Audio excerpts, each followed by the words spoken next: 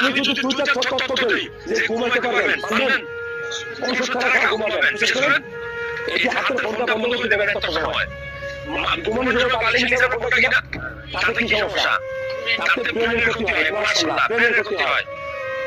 খুব খারাপ কিন্তু খুব মোবাইলের ব্যাটারি আছে এই মোবাইলটা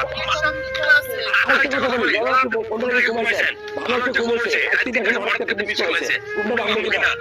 এরপরে ঘুমাবো তাহলে মোবাইলে রাখা যাবে না নাম্বার 2 আপনি রাতের বেলা ঘুমানোর পূর্বে রাতের খাবারটা কখন খাবেন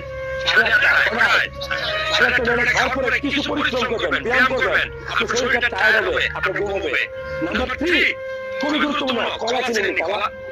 কলা তোমরা খাই দিনের বেলা খাই আমি বলবো রাত্রে খাবেন তাতে সুবিধা কি কলার ভিতরে কি থাকে পটাশিয়াম এই পটাশিয়াম মাসের নরম করে আপনার ঘুম হবে অটোমেটিক আপনি ভিটামিন নেবেন ঘুমটা ভালো হবে